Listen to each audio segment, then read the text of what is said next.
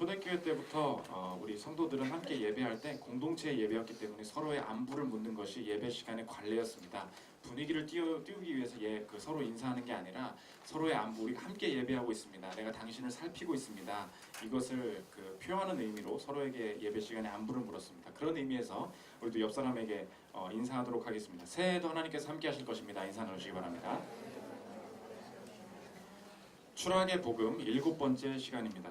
사람을 통제하려는 유혹이라는 제목으로 하나님 말씀 증거하겠습니다. 오늘은 기드온이 죽은 이후에 기드온의 아들 세대에 벌어지는 일을 기록하고 있습니다. 오늘 스토리에는 하나님이 직접 말씀하시는 장면은 전혀 나오지 않습니다. 그 의도가 있습니다. 왜냐하면 오늘 본문은 의도적으로 하나님이 무엇을 통제하시는지를 드러내고 싶어 합니다. 하나님이 뭘 통제하고 계신지를 잘 봐라, 이것을 드러내고 있는데 기드온의 아들 70명이 있었는데 그 중에 한 명이 아비멜렉이라는 사람이 내가 왕이 되겠다 해서 70명 다 나머지 아들을 다 죽여버리고 반란을 일으켜서 내가 왕이 된다 하려는 장면입니다. 그런데 이 가운데서 하나님께서 드러내시고자 하는 것은 무엇인가? 하나님은 무엇을 통제하시는가? 사람을 통제하시는 분은 하나님이다. 이걸 보여주고 있습니다. 오늘 본문이 왜 중요하냐? 오늘 교회 처음 나오신 분들도 있을 수 있고 또 하나님에 대한 믿음이 또 적은 분들도 있을 수 있는데 왜 오늘 본문이 내게 중요한가? 우리의 삶의 문제는 사실 내가 바라는 대로 사람들이 통제되느냐 통제되지 않느냐 거기에 달려있기 때문이라는 것입니다. 사람을 어떻게 다루느냐에 따라서 내 성과가 달라질 것이고 사람 때문에 화날 것이고 사람 때문에 망하게 될 것입니다. 이게 중요하다는 거예요. 이 사람들과의 관계 속에서 하나님께서 사람들을 어떻게 통치해 나가시는지 이 사람과의 관계 속에 나타난 하나님의 메시지를 살피도록 하겠습니다. 세 가지로 나눠서 살피겠습니다. 첫째로 사람의 유혹, 둘째로 사람의 혁신, 셋째로 사람의 구원, 이 세 가지로 나눠서 살피도록 하겠습니다. 첫째로 살필 것은 사람의 유혹입니다.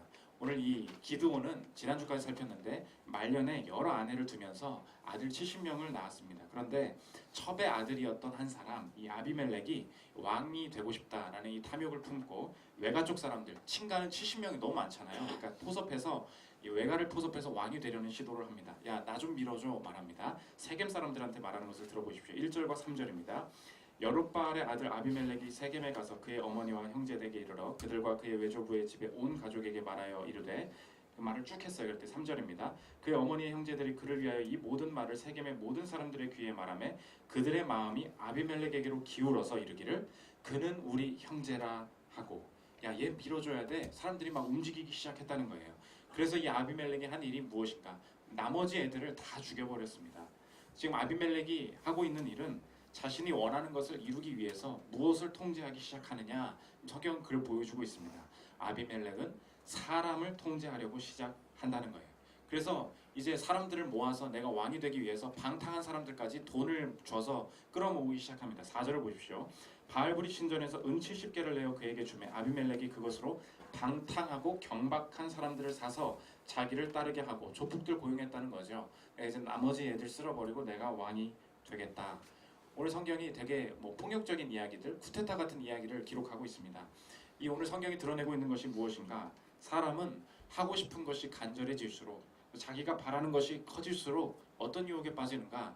사람을 통제하고 싶은 유혹에 빠지게 된다는 것입니다. 우리도 빠지기 쉬운 함정이 뭐냐면 사람에게 구원이 있다. 그 사람이 내 미래를 통제하고 있다.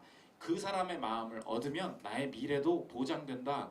이 마음에 빠지기 쉽다는 것입니다. 그렇지 않습니다. 오늘 성경은 하나님의 직접적인 음성은 전혀 나타나지 않지만 성경은 사람 뒤에 하나님이 계시고 사람의 움직임이 하나님의 손 안에 있다. 이것을 분명히 말하고 있습니다. 그래서 이 아비멜렉을 따랐던 이 세겜 사람들 사이에 분열이 일어나게 하나님께서 만드시면서 결국 사람의 마음은 하나님이 통제하시는 거야. 이것을 분명히 오늘 성경 기자가 기록하고 있습니다. 23절 한번 보십시오. 하나님이 아비멜렉과 세겜 사람들 사이에 악한 영을 보내심에 세겜 사람들이 아비멜렉을 배반하였으니, 세겜 사람들이 아비멜렉을 서포팅하고 야, 그래 한번 일으켜보자, 그래 한번 네가 왕 되봐 했었는데 이렇게 어떻게 배반하게 된 것인가? 자기들끼리 흐트러진 게 아니라는 거예요. 하나님이 공동체를 어떻게 흩으시느냐? 하나님이 아비멜렉과 세겜 사람 사이에 악한 영을 보내셨다. 하나님이 공동체를 흩으시고 하나님이 그 사람을 싫어하게 하시고 하나님이 다른 사람을 따르게 하신다. 사람이 누군가를 따라가고 사람이 누군가를 배반하는 것은 사람의 마음대로 되는 것이 아니라는 것입니다. 그래서 사람을 따르는 것, 그리고 사람이 어떤 내가 나를 향해서 사람들이 떠나가는 것, 이 모두가 누구의 통제 아래 있는가? 하나님의 통제 아래 있다는 것입니다. 그래서 오늘 저와 여러분 누군가가 참 저와 여러분의 말에 공감해주고 잘 따르기 때문에 나는 사회성이 좋고 또 나는 능력이 좋아서 여기도 뭐 교사분들 되게 많이 계신데 어린이집, 초등학교, 뭐 중고등학교 가보면 야 내가 인기가 좋아서 내가 능력이 좋아서 내가 사람을 잘 부릴 수 있다 이렇게 생각하시는 분 계십니까? 착각하지 마십시오. 전혀 그런 것이 아닙니다. 사람을 다스리고 어린 나이다 하더라도 나를 따르게 하시고 내 말을 듣게 하시는 하나님의 손길과 은혜가 있었다는 거예요. 반대로 누군가가 여러분을 떠났고 또 어떤 이성이 나의 고백을 받아주지 않았다거나 또 사역장의 문제가 내가 팀장이고 내가 사장인데 이상하게 한 사람이 이간질을 일으키는 바람에 불가피하게 내가 사장으로서 오해를 받고 있고 또 내가 뭐 팀원으로서 불가피한 오해 속에 계신 분 계십니까? 오늘 소망이 있습니다. 왜 그러냐? 사람의 배반과 모든 오해들을 통제하시는 분이 누구신가? 내가 하나님 밖에 있기 때문에 이런 오해를 받는 것인가? 전혀 그렇지 않다는 거예요. 오해 속에 있느냐? 소망이 있다. 네가 인기 속에 있느냐? 교만하지 말아라. 하나님이 무엇을 다스리시느냐? 사람을 다스리고 계시다는 거예요. 그래서 오늘 그 사람으로부터 오는 기쁨, 관계로부터 오는 기쁨을 누리려면 저와 여러분이 먼저 하나님이 사람을 통치하신다. 이것을 그 받아들임과 동시에 오늘 제목과 같아요. 내가 사람을 통제하려는 유혹, 이게 죄인데 이걸 먼저 내려놔야 된다는 것입니다. 저와 여러분이 왜 이렇게 사람을 통제하고 싶은가? 이거예요. 오늘 성경이 말은 이겁니다. 사람 뒤에 나의 하나님이 진짜 있다는 거예요. 그 사람이 섬기는 하나님이 누군지 알고 싶니? 그러면 그 사람이 통제하고 싶어하는 사람이 누군지를 잘 봐봐. 그러면 그 사람이 섬기는 하나님이 누군지 드러나게 될 거야. 사람 뒤에 나의 하나님이 있다. 오늘 성경이 드러내는 게 이것입니다. 왜 우리가 사람을 통제하려고 하느냐? 사실은 그 사람 자체가 아니라 그 사람을 통제함으로부터 오는 나의 유익이 있다는 거예요. 우리는 높은 곳에 가면 또 내가 사장이 되면 사람으로부터 안전할 거라고 생각합니다. 그래서 밑바닥에 있을 때는 내가 빨리 팀장 되고 싶고 내가 교사 중에도 뭐 주임 되고 싶고 뭐 내가 학생 부장 되고 싶고 뭐 그렇게 얘기해요. 그렇지 않습니다. 위에 가면 사람의 위협으로부터 벗어날 거라 생각해요. 그렇지 않습니다. 우리 대부분 지금 뭐 사업하시는 분들 또 그 뭐 은행에서 높은 고위직에 계신 분들 다 물어보세요. 우리의 인생은 대부분 이겁니다. 수수료 받아야 되고요. 광고 따와야 되고요. 발주 따와야 되고요. 영업해야 됩니다.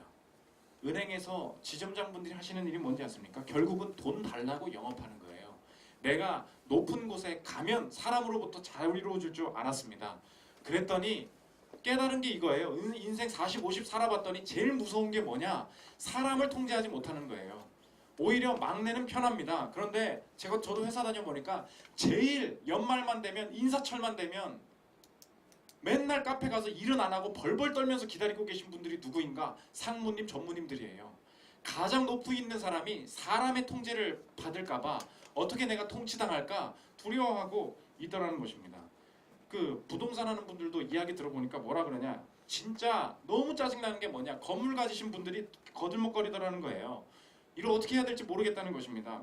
내 돈, 그러니까 사람 뒤에 구원이 있다 그랬죠. 사람이 어디에 빠지냐? 그 사람이 왜 내가 필요하냐? 그 사람 뒤에 내 수수료가 있고 그 사람 뒤에 내 커리어가 있고 그 사람이 나를 어떻게 평가해 주느냐에 따라 내 인생의 승진이 달려있다 보니까 결국 나는 사람에게 잘 보이기 위해서 사람을 통제하기 위해서 그 앞에 굽신거려야 되는 이 스트레스가 내 인생을 지금 끌고 다니고 있다는 것입니다.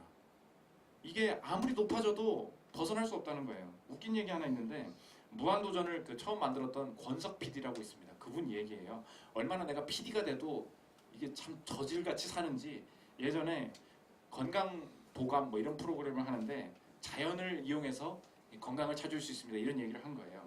근데 일본을 갔습니다. 일본을 가서 자연의학법 중에 오줌 건강법을 찾으러 간 거예요. 간 MC들이 누구냐? 이경규, 김용만 이렇게 갔어요. 일본은 아시죠? 특이한 거 오줌 건강 학회가 있습니다. 오줌 건강 학회 회원들을 모았어요. 그분들이 어떻게 하느냐? 오줌은 거기에 철학은 그거예요. 오줌은 신의 물방울이다. 이게 그들의 성경이에요. 그들이 이제 회원들이 와인잔에 딱 소변을 타서 원샷을 합니다. 막 러브샷을 하고 그래요. 딱 벌써 예능 느낌이 각이 나오잖아요. 이거 대박 나겠다. 자, 이제 MC들 차례예요. 이경규랑 김용만이 해야 됩니다. 그런데 이 권석필이 자기의 경험 얘기해요. 이경규가 나 이거 도저히 못 마시겠다고 파토 낸 거예요. 촬영 중단. 왜 제발 한 번만 해주세요. 여기까지 왔는데 아니 평생 오줌 먹은 개그맨이라는 얘기 들으면 내 인생 끝이다. 못 하겠다는 거예요. 그러니까 촬영까지 가서 모든 게 다 파토 나버리는 겁니다. 그러니까 한 사람의 PD로서 어떤 그 자괴감에 사로잡히냐, 나의 인생이 어디에 달려있냐, 네가 오줌을 먹어주느냐 안 먹어주느냐에 따라 시청률이 달려있다는 거예요. 이 한 컷이 잘 나가느냐 아니냐에 따라 내 인생이 다 결정된다는 것입니다. 뭐가 허무하냐, 내가 PD까지 됐는데, 내가 MBC 들어왔는데 누가 이거 오줌 좀 제발 먹어달라고 부탁해야 되는 지경. 다 인생이 그렇더라는 거예요. 여러분 높은 직에 올라가 보십시오. 본질은 하나예요. 사람이 통제가 안 되는 거예요. 근데 뭐 다행히 잘 설득해서 이경규 그 뜻을 받아들였어요. 망쳤지 뭐 했는데 자존심 접고 이경규 말 들었는데 다행히 다음날 이경규가 마음을 잘 써줘서 미안한 거예요. 그러니까 오줌은 못 먹겠다. 딴 건 먹을게. 그래서 이제 그 군뱅이와 바퀴벌레 이런 또 일본이 또 그런 게 많잖아요. 또 그런데 가서 열심히 먹어서 복구를 했다는 것입니다. 제가 그게 왜 자꾸 생각나냐면 우리의 인생이 뭐냐? 천하의 PD의 운명이 뭐에 달려있냐? 뭐 먹어줄래? 이거 좀 제발 먹어줘. 이거에 내 시청률과 내 인생 다 달려있다는 거예요. 오늘 저와 여러분이 하나님의 인도하심을 즐거워하려면 점검하는 방법이 있습니다. 어떤 사람의 거절이나 또 어떤 그 사람의 반응 때문에 과도하게 분노하거나 또 그 사람의 반응이나 그 사람의 정책이나 그 사람의 결정에 매우 휘둘리면서 두려워하고 있다면, 혹은 그 사람의 결정에 대해서 과도하게 욕하고 있다면 사실 그 뒤에 나의 하나님이 있습니다. 어떤 하나님? 그 뒤에 높아지고 싶은, 인정받고 싶은 내 자아가 있고요. 그 뒤에 만져보고 싶은 나의 돈이 있고요. 그 사람이 주는 사랑이 있습니다. 이게 하나님께서 주시는, 하나님이 사람을 통제하신다라는 확신보다 높아졌기 때문에 내가 거기서 휘둘리기 시작한다는 거예요. 여러분 어른이 되면 사람으로부터 자유로워지겠지 착각하지 마십시오. 기대가 커질수록, 중요한 일일수록, 시간이 지날수록, 결혼 직전일수록 그 사람 뒤에 내가 바라는 구원은 더 커지고 어떤 사람의 잘못된 결정에 대해서 더 많이 실망하게 될 거예요. 사람을 통제해야 된다는 내 압박은 더 커지기 시작할 것입니다. 그래서 기억하십시오. 내가 사람을 통제해야 된다고 믿는 사람은 결국 그 사람이 내 진짜 하나님을 통제할 거예요. 그 사람을 통제하려고 하다 보니까 이제 하나님 말을 못 믿겠어요. 이제 하나님의 즐거움을 못 따라가겠어요. 반대로 하나님이 내 사람들을 통제하신다라는 이 확신이 있는 사람은 사람이 내 인생을 좌지우지하지 못한다. 이 확신 가운데 머무르게 될 거예요. 오늘 성경의 말은 그것입니다. 사람은 하나님이 통제하신다. 이게 메시지라는 거예요. 두 번째 살필 것은 사람의 혁신입니다. 그래서 오늘 본문은 이제 아비멜렉이 세겜 사람들 데리고 쿠데타를 일으키고 70명을 죽이기 시작하니까 요단 한 사람이 살아남게 만드셨어요. 하나님. 그래서 요단이 산에 올라가서 니네들 들어라. 하나님이 하시는 말씀이다. 이렇게 이야기를 하는데 두 가지 사람과의 관계의 혁신이 있어야 됨을 보여주고 있습니다. 첫째는 방향의 혁신이고 두 번째는 관계의 혁신입니다. 첫째로 볼 것은 방향의 혁신입니다. 기존 생각은 사람들이 무엇이었냐? 사람, 나의 구원, 나의 미래는 사람으로부터 온다. 이렇게 생각을 했었어요. 그런데 오늘 요담은 사람에 대한 생각이 바뀌어야 된다고 이야기하고 있는 거예요. 복은 어디로부터 오느냐? 사람으로부터 오는 게 아니라 하나님 안에 있는 나로부터 나간다. 이 혁신이 필요하다는 거예요. 그래서 오늘 요담이 비유를 하는데 나무를 이야기합니다. 감람나무가 올리브나무거든요. 올리브나무, 포도나무, 가시나무 이야기를 막 해요. 그런데 가시나무만 자기가 왕 되겠다 그래요. 근데 올리브나무랑 포도나무는 자기가 왕하기 싫다 그래요. 근데 하는 말이 뭐냐면 야, 나 다른 사람 왕 되기 싫어. 괜찮아. 그런 거 안 해도 돼. 그런 거 안 줘도 돼. 그러면서 나무들이 뭐라고 말하냐? 내게 하나님이 주신 것으로 사람들을 즐겁게 해줄 수 있거든. 다 이렇게 얘기합니다. 구절을 한번 보십시오. 감람나무는 올리브나무입니다. 감람나무가 그들에게 이르되 내게 있는 나의 기름은 내 거라는 거예요. 하나님과 사람을 영화롭게 하나니 내가 어찌 그것을 버리고 가서 나무들 위에 우쭐대리요 한지라. 야, 왕 안 해도 돼. 나 왕 시키지 말아도 돼. 내 기름이 하나님과 사람을 영화롭게 할 거거든. 그래서 괜찮아 이렇게 얘기한다는 거예요. 그래서 포도나무한테 갔습니다. 포도나무야 우리 왕 좀 해줄래? 그랬더니 나 왕 시키려고 하지만 괜찮아. 난 그거 없어도 돼. 13절 다시 보십시오. 포도나무가 그들에게 이르되 하나님과 사람을 기쁘게 하는 내 포도주를 내가 어찌 버리고 가서 나무들 위에 우쭐대리요 한지라. 뭐라 그러냐? 내 기름, 내 포도주, 그게 하나님과 사람을 영화롭게 기쁘게 한다는 거예요. 이 차이예요. 그런데 가시나무만 뭐라 그러냐? 내게 가시가 있는데 니네들이 와서 나를 섬겨줘. 날 섬기지 않으면 나한테서 가시가 나갈 줄 알아. 위협합니다. 내게로 오라. 나를 섬겨라. 이야기합니다. 15절 보십시오. 가시나무가 나무들에게 이르되 만일 너희가 참으로 내게 기름을 부어 너희 위에 왕으로 삼겠거든 와서 내 그늘에 피하라. 그리하지 아니하면 불이 가시나무에서 나와서 레바논의 백향목을 사를 것이니라 하였느니라. 이게 성경의 중요한 인간관이에요.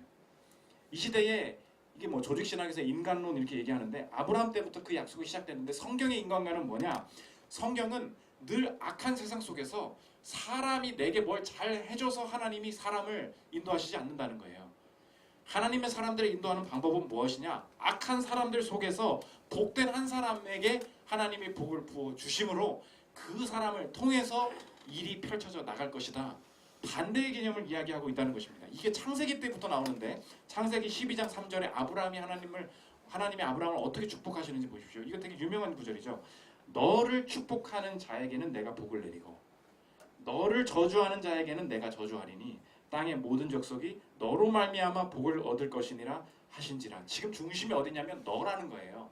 그 사람이 축복하는 것 때문에 네 인생이 잘 되는 게 아니야. 그 사람이 저주하는 것 때문에 네 인생이 잘 되는 거 아니야. 그 사람이 너를 어떻게 대하느냐에 따라서 내가 그 사람들에게 대응할 거야. 이렇게 얘기하고 계시다는 것입니다. 사람에 대해서 두려워하지 마. 사람에 대해서 그 사람들이 나한테 복을 주는 게 아니야. 하나님이 주신 나의 복이 나를 향해 나를 통해서 나게 될 거야. 이게 성경의 중요한 인간관이라는 것입니다. 그래서 교회가 우리가 착각하지 말아야 될 게 뭐냐면 교회에 좋은 사람이 많이 와야 돼. 그렇지 않아요. 교회에 신기하게 어떤 교회가 되게 친밀하고 또 공동체가 잘 성장합니다. 근데 이상하게 가보면 형편없어요. 아픈 사람이 교회 나오고요. 빚더미에 있는 사람이 교회 나오고요. 질병에 쌓여있는 사람이 교회 나옵니다. 그런데 그 사람이 자리에 있으면요. 그 사람이 그 교회에서 기도하면요. 그 사람이 팀 모임에 같이 있어주면요. 그냥 마음이 열리고 그냥 회복이 되는 일들이 있어요. 이 모임이나 예배를 드려본 사람은 알아요. 아니 어떻게 그런 일이 가능합니까? 좋은 사람이 모여야죠. 하나님의 생각은 다르다는 거예요. 네가 생각하기에 좋은 사람이 너한테 잘해줘야 복이 될 것 같지. 네가 그 자리에 앉아있으면 너를 통해서 그 일이 이루어지는 거야. 하나님의 생각은 다르다는 것입니다. 그래서 저와 여러분이 함부로 좋은 사람, 나쁜 문제가 있는 사람이 있네. 저 되게 좀 대하기 어려운 사람이 있는데 팀에서 쳐내. 그냥 이 사람은 제외하고 우리가 어떤 일을 해보자. 그런 공동체가 분해되는 경우가 되게 많아요. 왜냐? 인간적으로 인간관을 잘못 생각하기 때문이에요. 저 사람으로부터 내가 뭘 받을 수 있으면 이 일이 이루어지겠지. 그렇지 않습니다.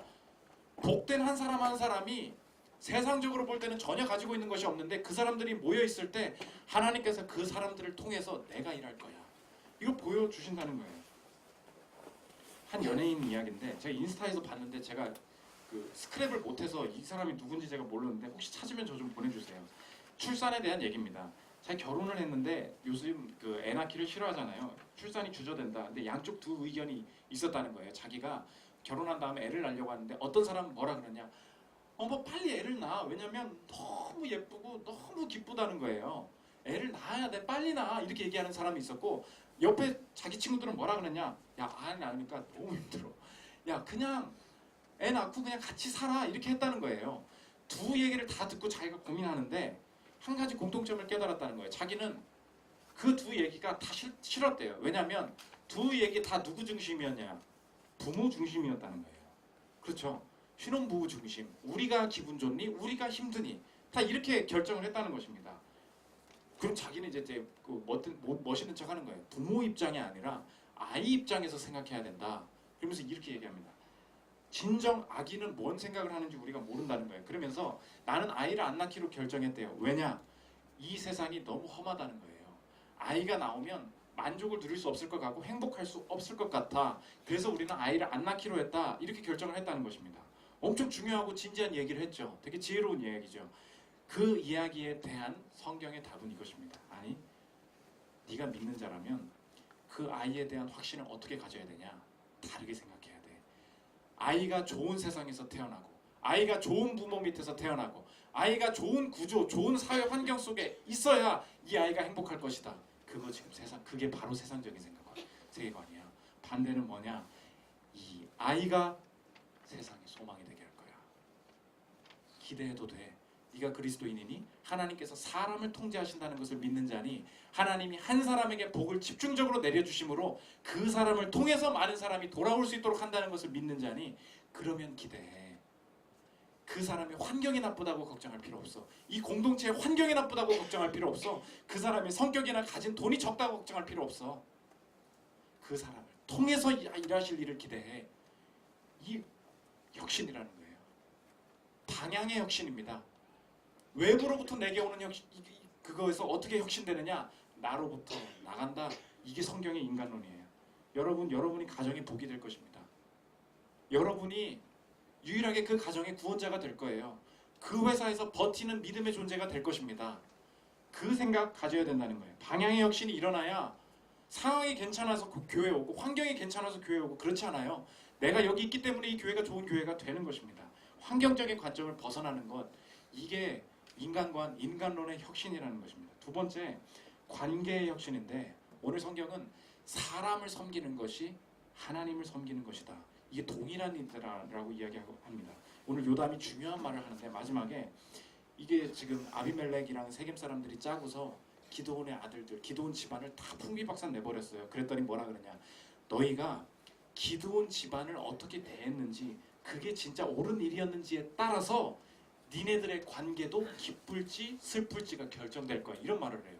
아니, 이상하네. 이 사람의 관계는 이 사람의 관계고 이 사람들과의 관계는 또 다른 관계지. 아니, 네가 기드온의 집을 어떻게 대했느냐에 따라서 니네 둘의 관계가 결정될 거야. 관계가 통합되어 있다는 이야기를 하고 있습니다. 19절 20절을 보십시오. 만일 너희가 오늘 여룻바알과 그의 집을 대접한 것이 진실하고 의로운 일이면, 그렇게 생각하니? 이게 네가 진실하게 대했다고 생각해? 그러면 너희가 아비멜렉으로 말미암아 기뻐할 것이요, 너희들도 세겜과 아비멜렉 사이가 좋을 거야. 그러나 아비멜렉도 너희로 말미암아 기뻐하려니요. 그렇지 아니하면 아비멜렉에게서 불이 나와서 세겜 사람들과 밀로의 집을 살을 것이요, 세겜 사람들과 밀로의 집에서도 불이 나와 아비멜렉을 살을 것이니라 하고. 이상해요. 기드온 집안을 처리했고, 야, 이제 우리끼리 잘해보자, 우리만 친밀하면 되잖아 라고 말했는데 요담은 뭐라 그러냐? 그게 아니라니까. 관계는 통합돼 있어. 기드온의 집안을 네가 어떻게 대했느냐에 따라서 니네 집도 풍비박산 날 거야. 관계가 통합되어 있다는 것입니다. 성경이 지금 무슨 저주를 걸고 있는 것인가? 그렇지 않고 성경이 인간론을 바라보는 세계관을 보여주는 거예요. 관계를 대하는 관점 자체가 혁신되어야 한다는 것을 보여주고 있습니다. 하나님과 사람이 맺는, 사람 사이에 맺는 관계란 무엇인가? 하나님의 사람들이 바라보는 사람이 맺는 관계란 무엇인가? 사람을 섬기는 일이 곧 하나님을 섬기는 일이다. 이 통합되어 있다는 거예요. 이 사람은 잘 대해주고 이 사람은 덜 대해주면서 관계를 맺어나가는 것이 아니라 모든 내가 맺는 인간 관계는 하나님 앞에서의 하나다. 관계는 하나다. 이걸 보여주고 있다는 것입니다. 예를 들면 제가 뭐 카카오톡으로 가끔 이렇게 뭐 스타벅스 기프티콘도 보내주고 이렇게 같이 주고받고 하잖아요. 카카오톡에서 휴대폰 결제를 했어요. 베스킨라빈스 쿼터를 샀습니다. 그런데 이거 사고 나서 스타벅스에 가서 신용카드로 결제를 했어요. 내가 여기선 휴대폰 결제했습니다. 여기선 신용카드 결제를 했어요. 나는 다른 일을 한 줄 알아요. 나는 다양한 결제 방식을 수단을 한 줄 알아요. 아니에요. 소비 생활이라는 관점에서 평가받는 거예요. 그렇죠? 내 잔고는 결국 합쳐집니다. 내가 결국은 많이 쓴 거예요. 내가 결국 낭비한 거라고요. 마찬가지입니다. 내가 기드온 집안에 배반했지만 아비멜렉이랑 친하게 지내면 되지. 아니라는 거예요. 인간은 하나님의 형상이고 관계는 하나님이 다스리신다. 사람을 섬기는 것은 하나님을 섬기는 것이다. 이 사람 저 사람, 얘 사람한테 잘해주고 이 사람한테 굽신거리고 이 사람한테 분노하고 그리고 하나님한테 잘하고. 성경의 인간관은 그게 아니야. 사람을 섬기는 것이 어떤 사람을 섬기든지 간에 그것은 하나님을 섬기는 일이야. 인간은 하나님의 형상이다. 이 되게 우리 어렸을 때부터 교회 많이 다니는 사람 인간은 하나님의 형상이 되게 뭐 그냥 당연한 얘기 아니에요? 이 인간론이 얼마나 중요한 얘기인지 창세기 1장 26절 이거 다 아시죠? 하나님이 이르시되 우리의 형상을 따라 우리의 모양대로 우리가 사람을 만들고 인간만이 하나님의 형상이다. 피조물과 다른 피조물과는 다른 존재다. 이 성경의 선언이 얼마나 중요한가. 내가 남을 대하는 것 아무리 하나님의 형상이 파괴된 존재라 할지라도 아무리 악으로 점철된 인간이라 할지라도 그 사람이 하나님께서 원하시는 관점대로 대하지 않으면 너는 관계에서 하나님을 섬기고 있지 않은 거야. 이 사상, 이 성경에서 인권이 나왔고 이 성경에서 피해자에게도 피의자에게도 죄를 지은 자에게도 최소한의 권리가 보장되어야 된다는 사상이 다 여기서 나온 거예요. 웨인 그루덴 우리 심화적으로 그 교리 학습하는 우리 교회 책인데요. 리더들도 이제 가끔 공부하는데 거기서 자신의 형상이 이게 얼마나 중요한지 이렇게 웨인 그루덴 교수님이 이렇게 얘기합니다. 한번 들어보십시오. 하나님께서 무엇인가를 자신의 형상으로 창조하셨다는 것은 그 어떤 피조물보다 훨씬 더 하나님을 닮아있는 피조물이 창조되었다는 것이다. 타락하여 죄악 가운데 거한 인간도 여전히 하나님의 형상을 소유한 자라는 사실을 반드시 기억해야 한다. 설사 하나님의 형상이 죄 때문에 망가졌고 병들고 무능력한 자가 되었다 하더라도 여전히 인간은 하나님의 형상을 가지고 있는 자이므로 존엄성을 인정받아야 하는 존재다. 지금 세겜과 아비멜렉은 뭐라 그랬냐? 기드온의 전성기 끝났으니까 그냥 무시해도 돼. 효율을 가지고 다른 사람들 섬기면 되는 거야. 아니라는 거예요. 하나님의 모든 창조하신 피조물을 어떻게 대하고 있느냐에 따라 하는 방식으로 종합된다는 거예요. 그래서 바울이 하나님의 사람들을 잡으러 다녔어요. 유명한 거 제가 여러 번 설명했는데 막 잡으러 다녔어요. 하나님의 사람들을 죽였는데 하나님이 다메섹 도상에서 바울을 탁 만나실 때 하나님이 뭐라 그러냐면 사도행전 22장 7절입니다. 내가 땅에 엎드려져 들으니 소리가 있어 이르되 사울아 사울아 내가 왜 나를 박해하느냐 하시거늘. 아니 하나님 저는 하나님을 박해한 적이 없는데요. 하나님의 사람들을 박해했을 뿐인데요. 하나님 뭐라 그러시냐. 사울아 사울아 내가 왜 나를 박해하느냐. 사람들과 하나님을 동등하게 여기고 계세요. 오늘 능력에 따라 무시하는 회사의 무능력자들 계십니까? 오늘 하나님은 여러분을 능력으로 대하실 것입니다. 이 무서운 거예요. 매너가 없고 또 매너가 없으니까 뭐 무시한 식당 캐시어들 배달하는 아저씨들 그냥 함부로 대할 사람들은 함부로 대하면 되는 거지. 여러분을 그 매너로 대하실 거예요. 관계는 하나님 앞에서 하는 거라는 것입니다. 이 나의 죄인됨을 인정하지 않고 내가 내 실력대로 내가 높아질 수 있는 방법대로 사람들의 관계를 대한다. 관계는 하나님 앞에서 하는 거야. 이게 관계의 혁신입니다. 그래서 이 한 사람이 야망을 위해서 이 관계를 자신의 방식대로 조각냈던 이 사람을 어떻게 하나님이 심판하시냐. 끝까지 복수하러 찾아가다가 어떤 한 사람이 떨어뜨렸던 여인이 떨어뜨린 돌에 맞아서 두개골이 깨져서 죽게 됩니다. 사사기 9장 52절 53절입니다. 아비멜렉이 망대 앞에 이르러 공격하며 망대 문에 가까이 나아가서 그것을 불사르려 하더니 한 여인이 맷돌 윗짝을 아비멜렉의 머리 위에 내려 던져 그의 두개골을 깨뜨리니. 하나님이 이 아비멜렉을 어떻게 마지막에 심판하셨냐.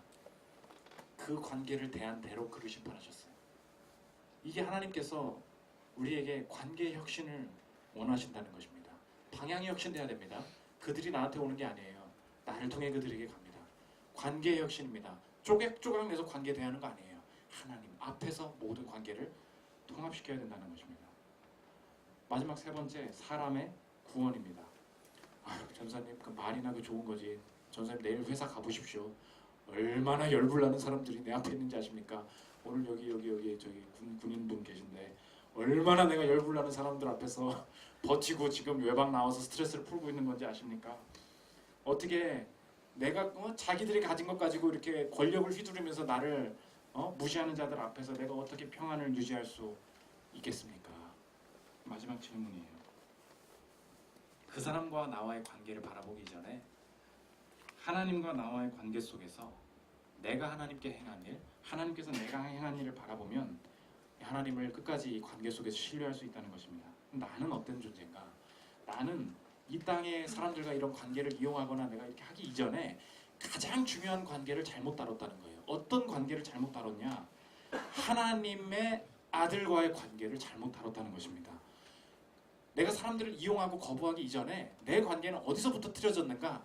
하나님의 아들과 나와의 관계, 예수 그리스도와 나와의 관계부터 나를 이용하고 나는 거부했던 존재라는 것. 무엇인가? 나는 하나님을 통제하려고 했고 시험하려고 했어요. 아비멜렉이 바로 나였다는 것입니다. 오늘 성경의 마지막 메시지는 그거예요. 예수님이 능력이 없는 것 같아 보입니다. 예수님이 나랑 별로 쓸모없는 존재 같아 보입니다.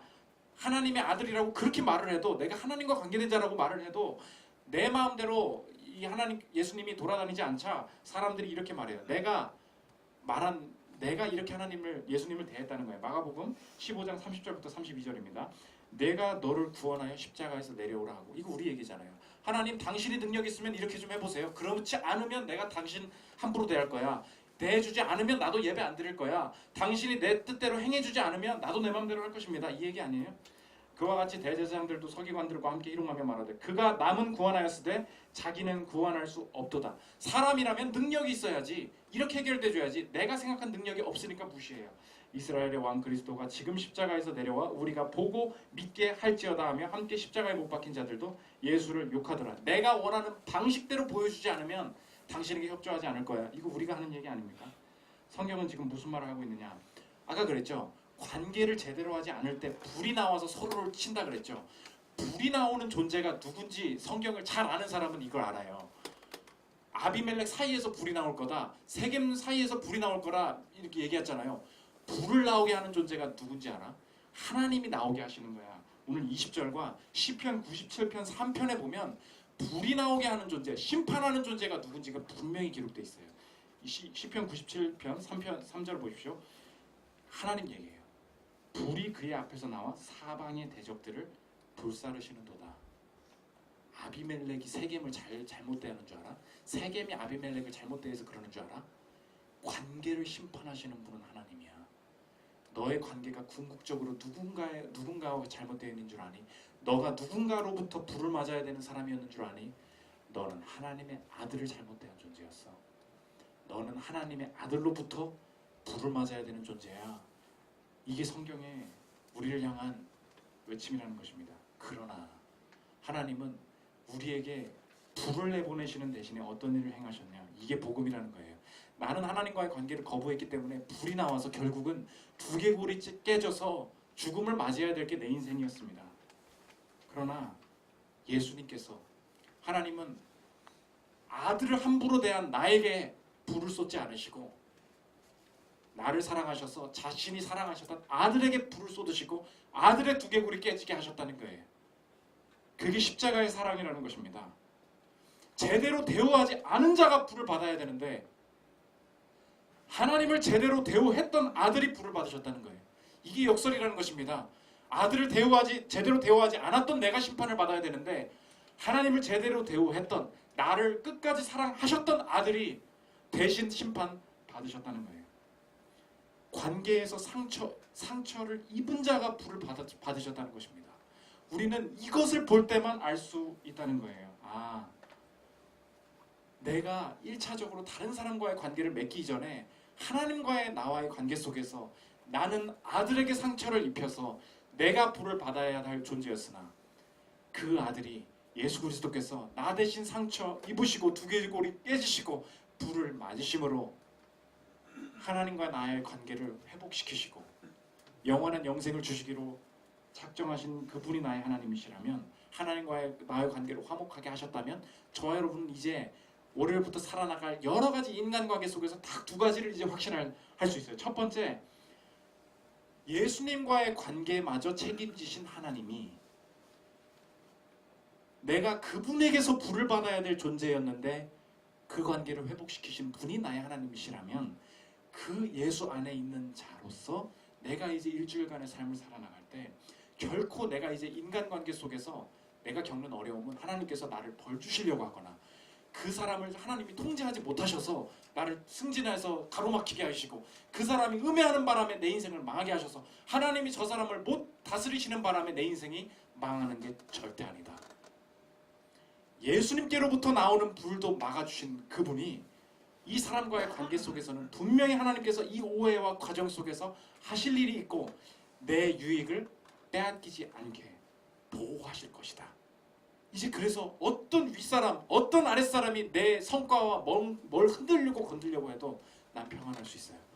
그 첫 번째 확신이 예수님과의 관계의 회복을 바라볼 때 생긴다는 것입니다. 두 번째, 나 같은 사람마저도 예수님이 몸을 버리셔서 내 하나님의 형상을 회복시키기를 원하셨던 존재, 그분이 내 인생의 영원한 형상 회복시키셨고 내가 죽음 이후에 회복될 것이고 지금도 그 과정에 있음을 안다면 내가 이제 만나는 존재도 하나님이 내 행위로 평가하지 않으시고 은혜로 나에게 이 관계를 회복시키셨던 주님을 닮아 나도 일주일 동안 나를 음해하고 나를 오해하는 자들에게도 내가 여전히 친절하고 여전히 손을 내밀 수 있는 이유는 그분이 내게 먼저 손 내미셨기 때문이다. 내가 그 사람에게 손을 내밀면 이 사람이 나를 얕보지 않을까? 괜히 손 내밀었다가 배반당하지 않을까? 괜히 친절했다가 호의가 계속되면 권리인 줄 안다고 내가 나를 지키지 않으면 섬김 그런 거 이미 버려버리고 잊어버려야 내 인생이 서지 않을까? 그런 생각 버리고 주와의 관계 속에서 오는 평안 속에 나도 그 사람들을 하나님의 형상으로 대하리라. 그 즐거움이 생긴다는 것입니다. 오늘 저와 여러분 사람과의 스트레스 오늘 하나님과의 관계로부터 풀어야 된다는 사실을 명심하시고 오늘 내 관계를 먼저 푸신 그분 앞에서 이 관계에 혁신이 있는 저와 여러분들 되시기를 기도합니다. 우리 함께 나는